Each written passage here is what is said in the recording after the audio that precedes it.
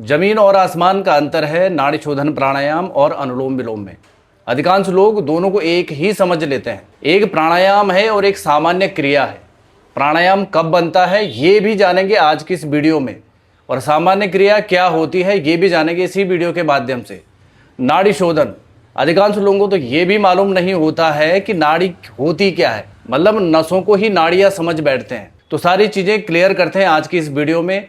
नमस्कार, मैं हूं योगाचार्य राहुल और आप देख रहे हैं ब्रह्म योग हिमालय। और नसों में जिस प्रकार से गंदगी जमा होने से नसें ब्लॉक हो जाती हैं और ब्लड आगे की तरफ सप्लाई नहीं होता, उसी प्रकार से हमारी नाड़ियों में भी जो एनर्जी का प्रवाह है कि मलों के कारण में आगे की तरफ अच्छे से नहीं हो पाता है, जिससे अनेक प्रकार की गंभीर समस्याएं जन्म लेती हैं। तो आइए अब जानते हैं नसें क्या होती हैं और नाड़ियां क्या होती हैं। दरअसल कई लोग तो इन दोनों को एक ही समझ लेते हैं, नस और नाड़ी, परंतु दोनों बहुत अलग है। नसें विजिबल है और जो नाड़ियां हैं वो अनविजिबल है, यानी कि इतनी सूक्ष्म है कि वो दिखाई नहीं देती हैं। उनमें एनर्जी का प्रवाह बढ़ता रहता है, शरीर में एनर्जी का फ्लो चलता है उनमें, और नसों में चलता है ब्लड का फ्लो। एक है हमारे भौतिक शरीर का हिस्सा और जो दूसरा है वो है हमारे प्राणमय कोश यानी एनर्जी बॉडी का हिस्सा। ये तो जाना आपने नाड़ी के बारे में। अब जानते हैं शोधन क्या होता है। शोधन का अर्थ होता है शुद्ध करना, यानी कि सफाई करना। तो जो नाड़ी शोधन है ये हमारी नसों पर भी कार्य करता है और हमारी नाड़ियों पर भी कार्य करता है। और बाकी प्राणायाम के बारे में तो आप भली भांति जानते हैं। प्राणों को आयाम देना, यानी कि अपनी श्वासों पर नियंत्रण प्राप्त करना। दूसरा क्वेश्चन था हमारा कि क्या अनुलोम विलोम और नाड़ी शोधन एक है। अधिकांश लोग नाड़ी शोधन को और अनुलोम विलोम को एक ही मानते हैं, परंतु दोनों में बहुत ज़्यादा भिन्नता है, बहुत ज़्यादा डिफरेंस है। सबसे पहले जानते हैं नाड़ी शोधन प्राणायाम के बारे में, फिर मैं आपको अनुलोम विलोम के बारे में बताऊंगा। नाड़ी शोधन प्राणायाम क्या है। नाड़ी शोधन प्राणायाम में जो हमारा श्वास लेने का, श्वास को रोकने का और श्वास को निष्कासन करने का जो समय है, जो टाइमिंग है, वो बहुत मायने रखती है। यदि हम 2 सेकेंड में श्वास अंदर भर रहे हैं तो हमको 8 सेकेंड श्वास को अंदर रोकना पड़ेगा, कुंभक लगाकर, मूल बंद और जलंधर बंद का प्रयोग करके, और उसके बाद हमने 4 सेकेंड उसको निष्कासन करने में लगाना है, यानी कि श्वास को बाहर छोड़ने में लगाना है। और ऐसे ही हमने दूसरी नासिका से भी इसका अभ्यास करना है। ये होता है नाड़ी शोधन प्राणायाम। और जो अनुलोम विलोम होता है, अनुलोम विलोम में यदि आपने 4 सेकेंड श्वास को अंदर भरने में लगाया है तो 4 सेकेंड आपने श्वास को छोड़ने में लगाना है। उसी प्रकार से श्वास को 4 सेकेंड में अंदर भरा और 4 सेकेंड फिर उसको दूसरी नासिका से छोड़ने में आपने लगाना है। ये डिफरेंस है नाड़ी शोधन में और अनुलोम विलोम में। एक सामान्य क्रिया है और एक प्राणायाम है।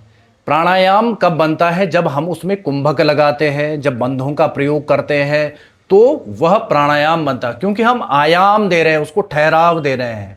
और जब एक सामान्य क्रिया का अभ्यास करते हैं तो आ रही है और जा रही है, श्वास अंदर आई, श्वास बाहर गई, तो ये सामान्य क्रिया है, इसमें कहीं पर भी आयाम नहीं है। इसलिए हम अनुलोम विलोम को प्राणायाम नहीं कहते हैं, बल्कि एक सामान्य क्रिया है। ये जरूर हम कह सकते हैं कि यदि आपको नाड़ी शोधन प्राणायाम डायरेक्ट नहीं करना चाहिए, सबसे पहले अनुलोम विलोम कीजिए और उसके बाद धीरे धीरे करके आप नाड़ी शोधन प्राणायाम पर शिफ्ट होइए, ताकि आपको थोड़ा सा ब्रीदिंग का जो फ्लो है आपका इनहेल एक्सेल का, वो आपका थोड़ा बेटर हो जाए, अच्छा हो जाए। और बीच में एक शब्द आया कुंभक, तो आइए जानते हैं कुंभक के बारे में, आप लोगों को बता देते हैं कुंभक क्या है और कुंभक क्यों जरूरी है नाड़ी शोधन प्राणायाम में। कुंभक इसलिए जरूरी है क्योंकि इसमें हम अपनी श्वास को रोकते हैं और उस रोकने की क्रिया को ही कुंभक कहा जाता है। जब कुंभक लगता है तो श्वास हमारे शरीर के अंदर में होती है। जितनी देर रोकते हैं तो उतनी जो हमारी जो प्राणवायु हो, ऑक्सीजन है, अच्छे से हमारे ब्लड के साथ में सप्लाई होकर हर एक सेल्स तक पहुंचती है। जो उसका घर्षण होता है, जो उसकी स्पीड होती है, अधिक मात्रा में जाएगी तो वहाँ से वो ब्लॉकेज को हटाते हुए जाएगी। वायु इतनी सूक्ष्म होती है कि वह हमारी नाड़ियों को भी शुद्ध कर लेती है, इसलिए इसको नाड़ी शोधन प्राणायाम कहा गया है। और नाड़ी शोधन में कुंभक इसीलिए जरूरी है। केवल अभी मैंने आपको जानकारी दी है, अब मैं आपको फिजिकली करके दिखाऊंगा कि कैसे नाड़ी शोधन प्राणायाम का अभ्यास किया जाता है। सबसे पहले हमने किसी भी ध्यानात्मक आसन में बैठना है। ध्यानात्मक आसन वो होते हैं जिनमें कि हम अधिक से अधिक देर तक बिल्कुल कमर गर्दन सीधी करके बैठ पाए। तो आप पद्मासन लगा सकते हैं, सिद्धासन लगा सकते हैं। दोनों आसन बहुत महत्वपूर्ण है। इन दोनों आसनों में आप इसका अभ्यास कर सकते हैं। तो सबसे पहले हमारे प्राणायाम की मुद्रा, इसको विष्णु मुद्रा भी कहा जाता है। ये हमारा हाथ है और दोनों उंगलियों को हम मोड़ लेंगे इस प्रकार से, और ये है अंगुष्ठ और ये है अनामिका। अंगुष्ठ से हमने अपने राइट नोज को बंद कर लेना है और लेफ्ट नोज से सबसे पहले हमने पूरा एक्सेल करना है। ये वाला हाथ आप इस प्रकार से ज्ञान मुद्रा में रख के घुटने के ऊपर रख सकते हैं। कमर गर्दन बिल्कुल सीधी रखें। पहले हम पूरी श्वास का निष्कासन करेंगे। अब धीरे धीरे करके हमने श्वास अंदर भरनी है।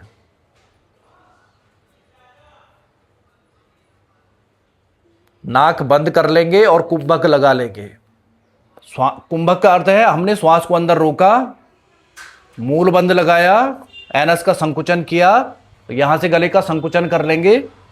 श्वास अंदर है, वापस दोनों हाथ ज्ञान मुद्रा में रखेंगे।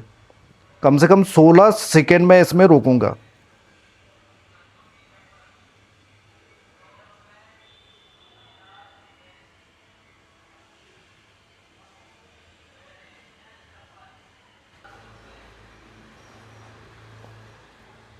और फिर राइट नोज से हम इसका एक्सेल कर लेंगे।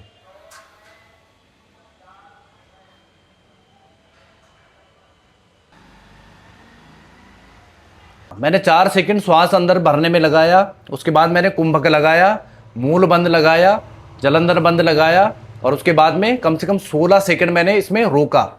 इसके बाद में जलंधर बंद को खोलना है और मूल बंद लगा रहेगा आपका। धीरे धीरे श्वास का आपने राइट नोज से एक्सेल करना है और धीरे धीरे मूल बंद को भी छोड़ लेना है। एक सर्कल तब कंप्लीट होगा कि जब हम दूसरी नासिका से श्वास भरेंगे, फिर रोकेंगे और फिर उसका निष्कासन करेंगे। तो ये पहले बाएं स्वर से और फिर दाएं स्वर से, तो ये आपका एक सर्कल कंप्लीट हो जाएगा। तो स्टार्टिंग में 5 बार, 10 बार, 15, 20 आप धीरे धीरे करके इसका अभ्यास कर सकते हैं। पुस्तकों के हिसाब से इस प्राणायाम को 4 बार करने की सलाह दी जाती है। यदि आप 4 बार इसका अभ्यास करते हैं तो 3 महीने में आपकी नाड़ियां पूर्णतः शुद्ध हो जाती हैं, नसें एकदम साफ हो जाती हैं। परंतु देश काल परिस्थिति, यानी कि आप दिल्ली जैसे यदि पॉल्यूशन वाले शहरों में रह रहे हैं तो इसका अभ्यास करना आपके लिए घातक भी सिद्ध हो सकता है। इसका अभ्यास हमें खुले वातावरण में करना चाहिए, जहां पर प्रदूषण ना हो, जहां पर धूल धुआं इत्यादि ना हो, एसी पंखा चल रहा हो, वहां पर इसका अभ्यास नहीं करना चाहिए। और अधिक लोगों के बीच में भी इसका अभ्यास आपको नहीं करना चाहिए। जहां पर शोर शराबा हो रहा हो तो वहां पर भी इसका अभ्यास नहीं करना चाहिए। यदि आप दिल्ली जैसे प्रदूषित शहरों में रह रहे हैं तो आपको इसका अभ्यास सुबह के समय करना चाहिए। दिन के समय, शाम के समय यहाँ पर बहुत ज़्यादा प्रदूषण हो जाता है, तो तब इसका अभ्यास आप लोगों को नहीं करना चाहिए। तो आइए अब जानते हैं किन लोगों को इसके अभ्यास से बचना चाहिए। जिन लोगों को हाई बीपी की प्रॉब्लम है, जिन लोगों को हार्ट की समस्याएं हैं, या गर्भवती महिलाएं, इसका अभ्यास बिल्कुल भी ना करें। यदि करें तो अनुलोम विलोम का अभ्यास आप कर सकते हैं, या किसी कुशल योग शिक्षक के सानिध्य में ही इसका आपको अभ्यास करना चाहिए। और जब भी हम इसका लगातार अभ्यास करने लग जाते हैं तो स्वतः ही हमारी जो नसें हैं, नाड़ियां हैं, ये साफ होने स्टार्ट हो जाती है, जिससे रक्त का संचार भी बेहतर हो जाता है, शरीर का पोषण होना भी बेहतर हो जाता है, और जो हमारी एनर्जी का फ्लो है वो भी बढ़ना स्टार्ट हो जाता है। यानी कि शरीर बहुत अच्छी तरीके से एक्टिव हो जाता है। और जब शरीर एक्टिव होता है तो चेहरे पे स्वतः ही एक चमक आने लग जाती है, आंखों में चमक आने लग जाती है। तनाव, चिंता, अनिद्रा ये धीरे धीरे करके दूर होने लग जाते हैं, मन शांत होने लग जाता है और एकाग्रता बढ़ने लग जाती है। चाहे शारीरिक दोष हो या मानसिक दोष हो, सभी प्रकार के दोषों को दूर करने में बहुत उपयोगी है, बहुत लाभदायक है ये नाड़ी शोधन प्राणायाम। मैं 1-2 फायदे नहीं बताऊंगा, इसके अनेकों फायदे हैं। लोग 4-4, 5-5 फायदे बता के आप लोगों को मैनिपुलेट कर लेते हैं, परंतु इसके अनंत फायदे हैं यदि आप इसका निरंतर अभ्यास करते हैं। जिस प्रकार से मैंने बताया है आपको किस प्रकार के वातावरण में और किस प्रकार से इसका अभ्यास करना है, ये जानना बहुत जरूरी है। यदि आप इसका अभ्यास कर रहे हैं तो कुशल योग शिक्षक के सानिध्य में ही इसका अभ्यास करें। वीडियो के माध्यम से ही, वीडियो को देखते ही आपने इसका अभ्यास नहीं करना है। यदि आप लंबे समय से अनुलोम विलोम इत्यादि का अभ्यास कर रहे हैं, लंबे समय से आप प्राणायाम का अभ्यास कर रहे हैं, तो आप इसका अभ्यास वीडियो के माध्यम से कर सकते हैं। और ये स्वास्थ्य का संदेश है। मैं ये दायित्व आपको सौंपता हूं कि इस वीडियो को अधिक से अधिक लोगों तक पहुंचाने का दायित्व आपका है। सही जानकारी हर व्यक्ति तक पहुंचनी चाहिए और इसका पूरा लाभ उठाएं। और यदि हमारे ऑनलाइन योग कार्यक्रम से भी जुड़ना चाहते हैं, हमारी सुबह प्रातःकाल योग की कक्षाएं होती हैं, उसमें भी यदि आप ऑनलाइन जुड़ना चाहते हैं तो आप हमसे कांटेक्ट कर सकते हैं। आज की वीडियो में बस इतना ही। मिलते हैं अगले टॉपिक के साथ नई वीडियो में। तब तक अपना ध्यान रखें, स्वस्थ रहें, मस्त रहें। जय बद्री विशाल।